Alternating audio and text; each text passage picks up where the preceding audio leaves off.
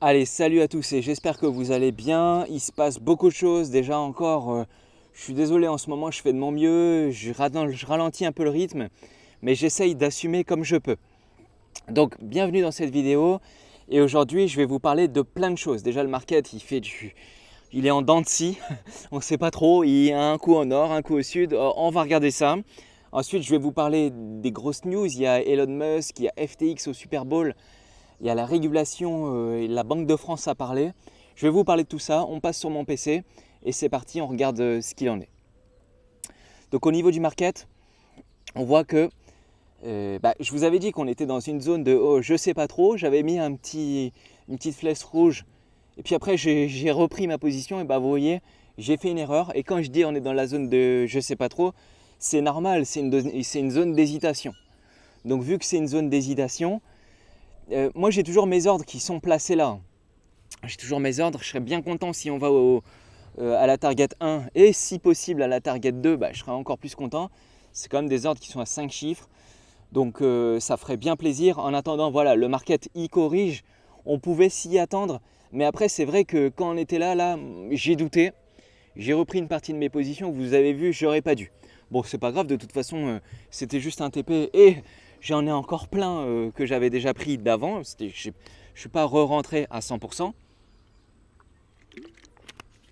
Mais on voit que clairement, comme je vous dis depuis quelques jours, on est dans la grosse hésitation. On ne sait pas trop et on se dirige finalement, on se dirige vers les supports. Donc tant mieux si on se dirige vers les supports, tant mieux. Si on repasse au-dessus, tant mieux aussi. Mais pour l'instant, on est toujours dans une zone et on travaille la zone. Donc ça, c'est valable pour le prix du BTC, mais c'est aussi valable pour la BTC dominance. Parce qu'en fait, là, on a eu quelques beaux petits mouvements des altcoins, mais regardez les mèches, une fois au sud, une fois au nord, une fois au sud. Enfin, il y a une grosse hésitation. On avait eu un plus 18% hier sur le Atom, aujourd'hui on est à moins 12. Et voilà, ça bouge dans un sens, ça va dans l'autre, c'est normal, c'est l'hésitation. Et on voit la BTC dominance, ça respire un petit peu. Moi je trouve que c'est plutôt bien ce qui se passe. C'est-à-dire que c'est quelque chose de sain. Enfin, j'espère. Parce que si on descend jusqu'aux enfers, dans ce cas-là, on verra, on replacera notre fusil. Mais en tous les cas, vous voyez, j'avais mis une flèche rouge, j'aurais dû la laisser. Des fois, il faut être patient. Et si c'est un plan long terme, c'est un plan long terme. Donc c'est pas grave. De toute façon, on fait comme ça, on revient chercher les zones et puis derrière, logiquement, ça devrait passer. En tout cas, j'espère. On verra. On va suivre ça ensemble. Mais en tout cas, c'est bien intéressant ce qui est en train de se passer. Sinon, on a tonton Elon Musk, ça y est, le roi des manipulateurs. Ça y est, il vient de commencer à charger son fusil. Donc ça y est, il commence à parler. Et là, il a dit, il a déposé. En fait, il a pas trop communiqué, mais il a déposé auprès des régulateurs. Il a déposé, si on peut dire, une motion. C'est-à-dire qu'il dit aux gens, voilà,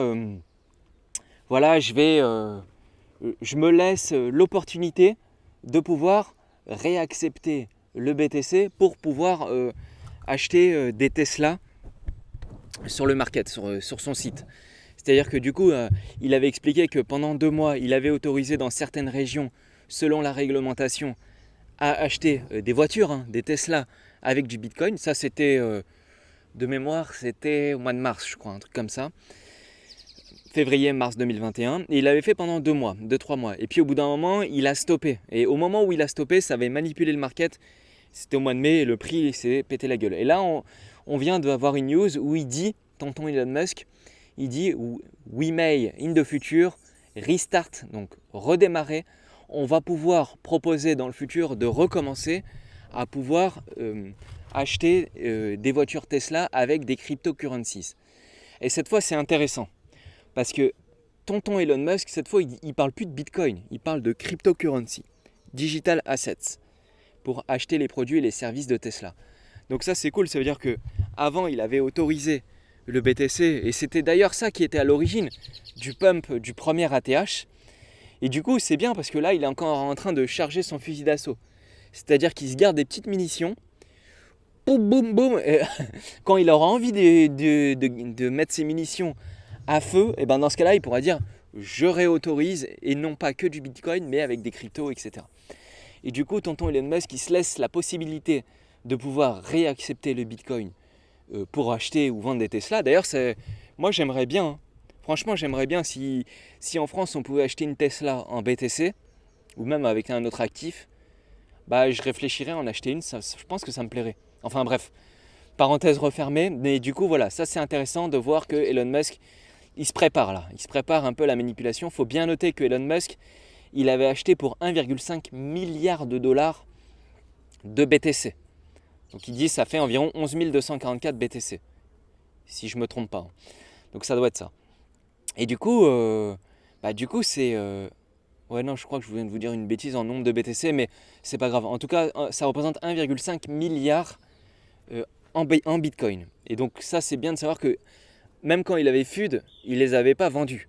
Il les avait gardés. Et lui, il en a, mais Tesla en a aussi, et SpaceX en a aussi.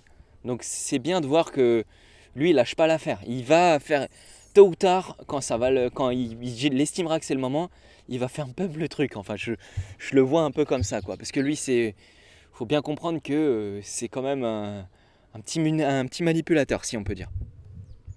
Tonton Musk, je me méfie, il peut fracasser le marché à son bon vouloir. Exactement, international, superstar, chiller, salut à toi. Sinon, autre news. On a les régulateurs américains qui explorent une politique permettant aux banques de gérer la crypto. Ok, donc ça y est, les banques veulent rentrer dans le jeu et en fait là, ils parlent de deux choses principalement. Ils parlent de faire en fait un stablecoin, mais géré par les banques, hein, ok, ce qu'on appelle la CBDC. Donc là, ça y est, on a une annonce de Jelena McWilliams, présidente de la Federal Deposit Insurance Corporation, FDIC, qui déclare que dans quelles circonstances les banques peuvent s'engager dans des activités impliquant des actifs cryptographiques. Et elle aimerait clarifier la réglementation pour les banques gérant des actifs cryptographiques et notamment des stablecoins. Donc là, elle a déclaré là, enfin je ne sais pas si c'est une femme ou un homme, Jelena McWilliams, mais il ou elle a prévu de publier une série de déclarations politiques. Donc là, ça y est, on a les réglementations qui vont arriver dans la politique. Donc là, ils vont tout faire pour essayer de faire en sorte que le CBDT soit utilisé et que la réglementation arrive et que ce soit les banques qui reprennent le contrôle. Ok, c'est ça la logique derrière. Et ça, on l'a aux États-Unis, ça parle de ça, mais ça va déjà parler des CBDT dans un premier temps. Enfin, dans un second temps, pardon, on va parler des CBDC, mais dans un premier temps, ils parleront d'abord de réguler les stablecoins qui sont déjà en place. Et ça, on a eu la news hier. Et en fait, qu'est-ce que c'est ? En gros, s'il y a un stablecoin qui sent un peu mauvais, comme par exemple le Tether, eh ben, il risque, on ne sait pas, mais peut-être qu'un jour, il risque de se faire interdire, c'est possible, ou de se faire punir. Alors, je ne pense pas qu'ils vont interdire comme ça, de but en blanc. Mais en fait, ils vont favoriser les stablecoins qui se plient à la réglementation. C'est ce que je vous avais expliqué dans ma vidéo stablecoin, USDC ou USDT. Et en fait, ils vont favoriser l'USDC. Et c'est normal, ils respectent la réglementation. Le Tether, il a des problèmes réglementaires avec la justice, etc. Ils sont soumis à... Enfin, ils vont aller au tribunal, ils risquent de payer des amendes, etc. Voilà, donc... nous, en tant que simple holder, on voit ce qui se passe et on agit en fonction. Donc moi, USDT, j'en ai zéro, j'ai que des USDC. J'en ai pas mal. Ensuite, là, je pense que c'est la news du jour. Hein. Et ça, c'est du lourd de chez lourd. On a FTX qui paye une pub au Super Bowl. Ok ? Et de payer une pub au Super Bowl, c'est la pub qui coûte le plus cher au monde. Pourquoi ? Parce qu'en fait, le Super Bowl, c'est c'est l'émission la plus regardée au monde dans la télévision, où il y a le plus de spectateurs au monde. Donc c'est ultra gros et ça du coup, là vous allez avoir tout le monde, même en France, les gens ils se lèvent à 5h du matin pour voir le Super Bowl aux États-Unis. Parce que eux ils font ça vers 21h, mais chez nous, 21h à Paris c'est 6 heures de plus, donc ça commence à, je vous fais le calcul, 3 plus 3, ça fait 6. Donc ça commence à 3h du matin. Les gens ils se lèvent à 3h du matin pour regarder le Super Bowl. Et même pendant la pub, vous avez un concert de Rihanna, vous avez le Beyoncé qui fait... Enfin, tout le monde regarde si vous voulez. Et c'est très américanisme, tu vois. Enfin, vous voyez, c'est très America, tu vois. Et du coup, le Super Bowl, ça, c'est une bonne chose pour les cryptos. Parce que là, il va y avoir des centaines de millions de personnes qui vont regarder la pub. Et le prix, notez bien s'il vous plaît, le prix d'une pub, 30 secondes de pub pendant le Super Bowl, c'était 5,5 millions. Ça, je crois que c'était le prix de l'année dernière.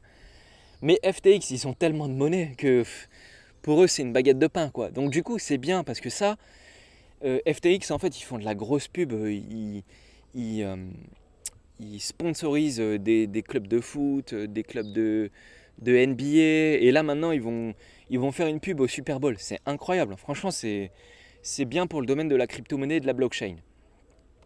Ensuite, tout à l'heure, on revient sur la réglementation. Et là, il y a un message de la Banque de France.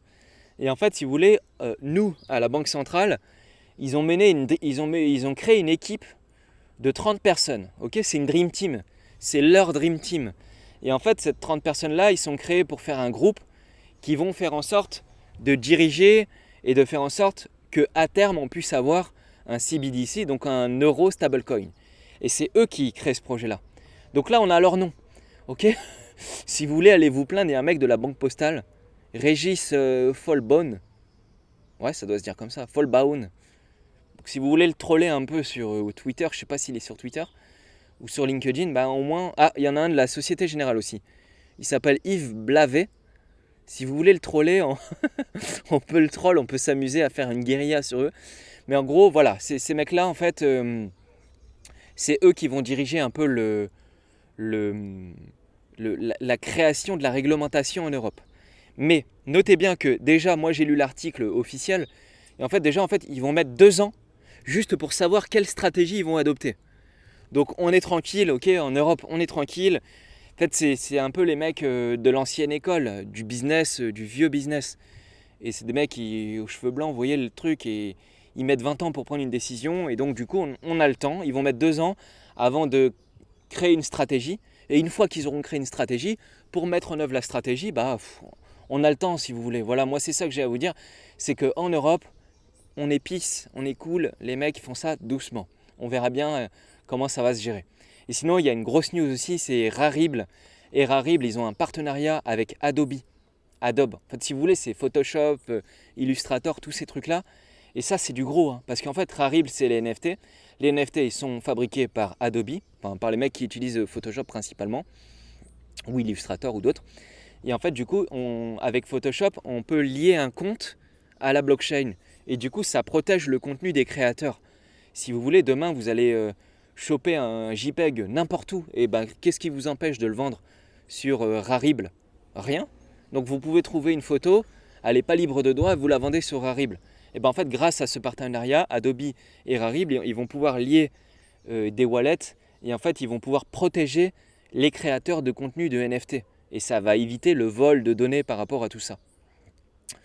Donc voilà, j'espère que ça vous a plu. En plus, cette émission, je l'ai fait en live. Donc je vais essayer de lire un petit commentaire s'il y a des commentaires. Donc là, je peux lire vos commentaires. Merci Nono, ça bug un peu Nono. Ah, je suis désolé, j'ai plus de batterie, j'ai plus rien et c'est la merde. T'es le best, merci beaucoup. J'y prépare perso, transgenre fed. Salut Nono, pour beaucoup 2022 sera l'année du cash out. Je vous souhaite de cash out des sommes qui vont vous permettre de changer de vie, les amis. C'est de tout mon cœur. Je vous souhaite que vous vous mettez bien et que vous venez me voir et on se fait une big soirée de ouf. Et pour une fois, je ne serai pas sur un parking. Là, j'aurai connexion fibre, on se fera un truc de ouf. Je paye ma maison, big piscine, soirée mousse, full bordel. Et on va bien s'amuser. Fais attention à ce que tu dis, le troll des mecs de la SG et de la LBP pour pas que tu te fasses. Ouais, c'est pour rigoler, hein, c'est une blague. Quand je dis aller les trolls, c'est une blague, les amis. C'est une blague. C'est bien, ils travaillent et ils font leur job. Hein. Ils font leur job et ils sont payés pour ça. Donc bon, moi, je suis juste là pour troller un petit peu et je suis payé par personne. Donc j'essaye de m'amuser un petit peu, quoi, on va dire.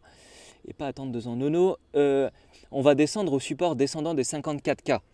Moi, je pense qu'on va aller... moi, j'aimerais bien qu'on aille au 56. D'ailleurs, mes ordres sont placés depuis longtemps. Parce qu'en fait, j'ai repris mes positions en fait, et mes ordres, moi, ils sont placés. Est-ce que je pense qu'on va y aller? Ouais, honnêtement, je pense qu'on va y aller, mais j'en sais rien. On est dans la zone d'incertitude, ça sert à rien de... Ok, le petit nuage là, j'ai bien fait de pas l'enlever. Vous voyez le... Et il y a une raison pourquoi je vous mets des trucs comme ça. Il y a une raison, et voilà, je pense que la raison, on la voit. Il aurait fallu des ingénieurs dans leurs équipes plutôt que des banquiers. Non, bah écoute, moi je suis d'accord avec toi, mais attention, j'ai été